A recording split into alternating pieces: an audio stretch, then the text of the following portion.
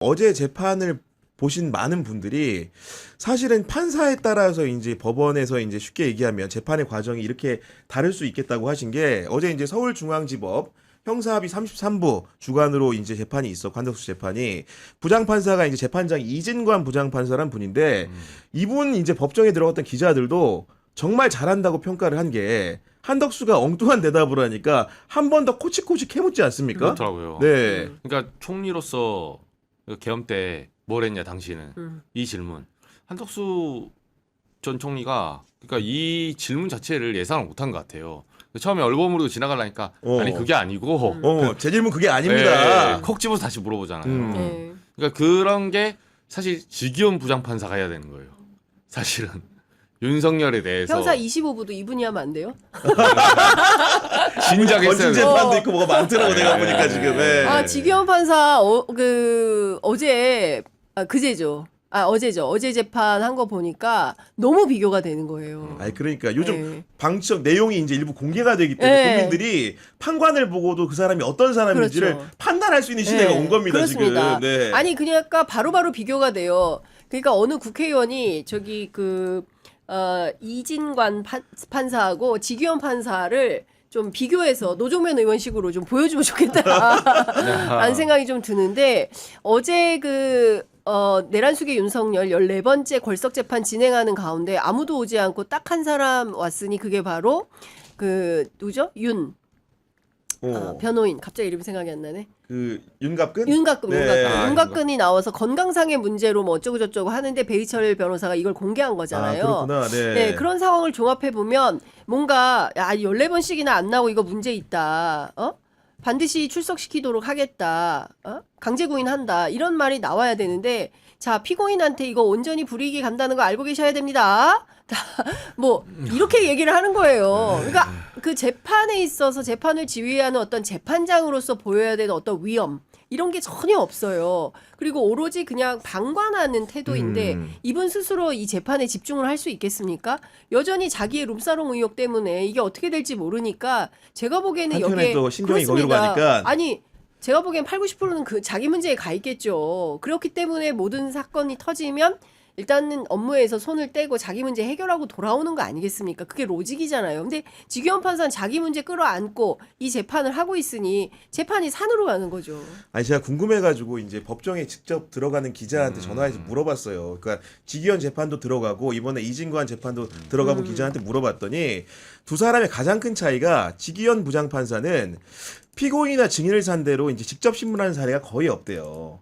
그러니까 이진관 부장판사는 말을 들어보고 자기가 궁금한 걸 그렇죠. 직접 피고인 한덕수한테 이제 묻고 그것도 답이 불충하면 또 물어보잖아요. 그런 태도가 없었다는 거고 어제 재판에서 이진관 부장판사는 김영호 사실 통일부 장관 우리가 기사만 보면 네. 말끔하게 정리가 돼 있지만 그렇죠. 약간 두서없게 답변이 왔다 갔다 하니까 정리하는 질문을 또 기가 막히게 던졌다는 거야. 그러니까 기사들이 그렇게 나오는 겁니다. 확실하게 정리를 해주니까 예. 그랬다는 거고 그 얘기를 빌어서 얘기하면 지기현 부장판사는 재판에 대한 관여도가 좀 낮은 판관으로 보이고 이진관 부장판사는 자기가 확실하게 목적의식을 가지고 핸들링을 직접 하는 사람으로 보인다는 건데 특히 이제 지기현 부장판사는 윤석열 재판보다도 김용현 재판 방청을 해보면은 좀 약간 답답할 때가 많은 게 아니 답답이 아니라 그 사람 그렇게 재판하면 안 되는 수준이에요. 심지어 네. 김용현 재판에 증인으로 출석한 그 군 관계자들이 엉뚱한 소리를 하면 그걸 제지를 하고 그게 그리고 특히 김용현 재판에서 제일 심각한 건 김용현의 변호인단입니다. 그렇습니다. 김용현의 변호인단이 와서 한다는 소리가 여기 법정 안에 중국인들이 있어요. 뭐 이런 황당무계한 소리를 하고 부정선거 얘기를 하는데 재판과 관계없는 얘기 하지 마세요. 라고 제지를 해야죠. 그걸 제대로 안 한다는 그런 거지. 말을 안 하고 자기가 증인이 나와서 진술하는 증언이 배가 산으로 가도 관여도 안 하고 아무런 지휘를 하지 않는다는 거예요. 근데 이게 오래됐어요. 어제 오늘 일이 아니고 김용현 재판이 시작되고 지금까지 수미일관하게 계속된 태도인데 저는 우리 법원이 이런 정도는 문제가 있다라는 게 꾸준히 언론을 통해서 제기가 되고 문제가 짚어지면 네. 이 부분에 대해서 뭔가 새롭게 조정을 할 능력을 보여줘야 되는데 사법부는 독립되어야 합니다. 판관은 독립되어야 합니다. 재판부는 독립입니다. 이렇게 하면서 그냥 놔두는 거잖아요. 저는 이거를 어느 국민이 상식적으로 납득을 할 수가 있겠습니까? 아니 각자 자기 직업 윤리에 따라서 할 일을 해야 되는 거 아니겠습니까? 그렇습니다. 근데 재판관인 판사가 그 역할을 제대로 수행을 하지 못해요. 근데 이걸 이 사람한테 계속 끌려가는 재판을 해야 되냐? 저는 이건 아니라고 생각합니다. 그러니까 이어서 말하면 조이대 역시 매한가지인 건데 어제 이제 그 사실 법사위 시작할 때 발언을 하고 마무리 발언을 직접 못 보신 분들이 많을 텐데 그 발언 내용을 보면 결국은 뭐냐면은 나는 개인적으로는 너무 답답해서 이 사건의 그런 처리 경위를 말하고 싶은데 헌법과 법원 조직법을 보니까 못하는 거야. 결론적으로는 아무것도 알려주는 게 없으면서 믿으라는 거예요, 그냥. 그거죠. 예. 그러니까 전원합의체라는 어떤 합의 과정을 내가 말할 수 없다. 이게 법원 조직법이 나온 것이다. 이런 외피를 쓰고 지금 뒤로 숨어서 이제 사법부 독립을 얘기하고 있거든요. 근데 조희대 대법원장 사안을 보면 그 우리 장인커님도 늘 말씀하시지만 저는 그래 봐요. 재판의 독립을 사람들은 누구도 반대하지 않습니다. 그럼요. 예. 재판의 소수 의견, 그러니까 판사가 여론에 휩쓸리지 않고 때로는 자기의 신조, 헌법과 양심에 따라서 정말로 소수 의견도 들어줄 수 있는 그런 판결을 내리라고 재판의 독립이 있는 거지 자기 마음대로 하라고 있는 게 아니에요. 그렇죠. 그리고 지금 이런 거 보면 사실 71년 만에 나온 구속 취소 진짜 한 몇 개월 사이에 사람들이 빵빵 터져요. 아니 어떻게 이런 저는 조희대 대법원장한테 물어보고 싶어요. 당신은 법관 생활하면서 이런 한 3개월을 봤냐고. 지금 듣도 보도 못한 사례들이 그놈의 뭐 소수한데 그 소수는 다 윤석열이야 보면 답은. 윤석열을 소수고 굉장히 불쌍하고 이 사람을 도와주려는 법으로 다 작동하고 있어요. 내란 수계 피의자인데 그걸 어떻게 믿습니까 사람들이. 그러니까 저는 조희대 대법원장이 어제 말한 것 가운데 제일 황당한 게 어떤 대목이냐면 판결 선고의 배경에 관하여 불신이 있는 것 같아 안타깝다 했어요. 거의 기독교 근본주의 입장에서 보면 보지 않고 믿는 것이 가장 그러니까. 그러니까, 네. 바람직하단가 뭐 그런 메시지가 있잖아요. 네. 그러니까 그런 딱 주장을 그 얘기네. 보니까, 딱 그런 네. 거예요. 그리고 이거는 어마어마한 선민 의식이 깔려 있는 거죠. 우리 판사들이 하는 재판에 대해서는 니네들이 뭘 알아? 그렇죠. 니네들은 잘 몰라. 그러나 믿어. 참 불신해서 안타깝긴 한데 내가 판결문 사실을 다 써놨잖아. 그거 봐. 이거잖아 지금. 이거잖아요. 아마 안 줄 알지 무슨 말이 많아. 그렇지 이런 거. 그거예요. 우리가 결정을 내렸으면 끝나는 거지. 뭘 그렇게 말이 많아. 이 무지한 것들아 뭐 이런 수준인 거잖아요. 그렇기 때문에 국민들은 궁금한 거고 왜 불신하는가?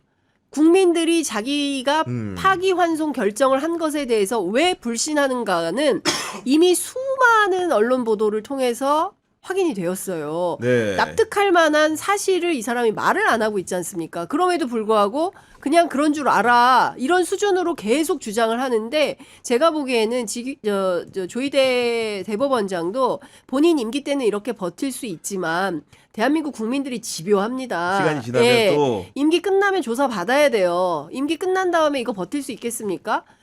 이거 조사받을까봐 두려워서 사퇴도 못하는 사람이지 않습니까? 아니 어제 이제 마무리 발언 중에 어떤 말을 그 조희대 대법원장이 했냐면은 법관은 판결로 말한다라는 오랜 법원을 상기시켜 줬는데 제가 그걸 듣고 조희대 법원 판결을 다시 한번 상기해 봤습니다.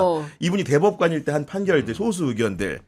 일단 2014년에 원세훈 전 국정원장의 댓글 사건 상고심, 댓글 조작 사건 상고심에서 조희대 당시 대법관은 다수 의견과 달리 원세훈의 무죄를 주장하는 소수 의견을 내신 분입니다. 네. 법관이 판결로 말했죠. 대단하네요. 2019년에 박근혜 최순실 게이트 상고심 때 다수 의견은 뇌물죄 일부를 인정하는 판결을 내린 반면에 우리 조희대 훌륭하신 대법관께서는 별개의 의견을 통해 뇌물죄와 강요죄 모두 불성립이라는 입장을 내신 분인데 일관성이 정말로 있네. 일관성이 법관은 있네. 판결을 잘 말합니다. 네, 일관성 그죠? 있어요, 일관성. 정확하죠 보니까. 네. 네, 일관성 있고 제가 보니까 이분의 정치적 성향과 일관성을 쭉 따라가네요 지금. 그리고 일반적으로 윤석열, 박근혜, 그러니까 이때도 결국 대통령이 탄핵당했잖아요. 이런 사안들 때문에. 그러니까. 그럼에도 불구하고 일관성 있게 과거의 강자의 편을 들어요.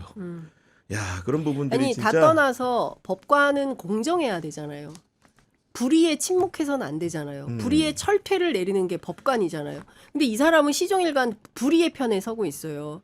의로운 편, 정의로운 편이 아니라 불의에 손들고 있잖아요. 네. 이런 사람이 대법원장을 하면 되겠습니까? 그러니까 굴절되는 판결들이 나오는 거예요. 지금 보면 저는 다 떠나서 그냥 심플하게 지규현 룸사롱 룸 맞다면서요. 그 어제 법사위에 출석한 윤리감사관 아하, 감사. 그 누굽니까 김용민 의원이 계속 물어보니까 이거 룸이에요 아니에요?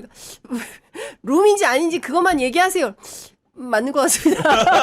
근데 이런 어버버한 상황을 연출하고 있는 겁니다. 우리 대법원에서 에이, 나온 진짜. 네 지엄하신 우리 판사 나으리들께서 나와서 그렇게 어버버하고 있는 거예요. 그거를 온 국민이 지켜보고 있어요. 그러면 최소한 사람이라면 부끄러워야죠. 그러니까요. 수호지심의 일도 없어요. 부끄러움을 알면 저렇게 못합니다. 못하죠. 네. 생각해 보십시오. 비상계엄이 12월 3일 날 터져가지고 온 국민이 난리가 나가지고 그 눈발이 터지는데 사람들이 키세스가 돼가지고 길바닥에서 젊으나 진짜 연세 드시나 전부 응원봉 들고 나와가지고 민주주의 지키는데 제주지법 판사들 뭐 했습니까? 애기 찾았죠, 애기.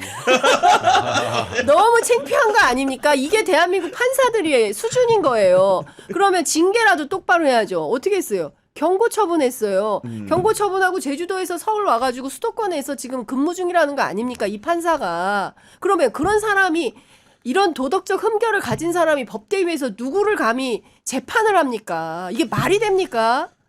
그러니까 윤리감사관실이 정말 윤리적으로 판단을 해야 되는데 법관들에 대해서는 스스로에 대해서는 왜 윤리적인 잣대를 대지 못하는 것인가? 자기들 문제에 대해서는 이렇게 관대하고 타인에 대해서는 세상에 무슨 800원 뇌물이라고 말이야. 해고 판결 정당하다고 판결 내리고 이러니 대한민국 국민들이 국회 대신에 법원을 불신하는 겁니다.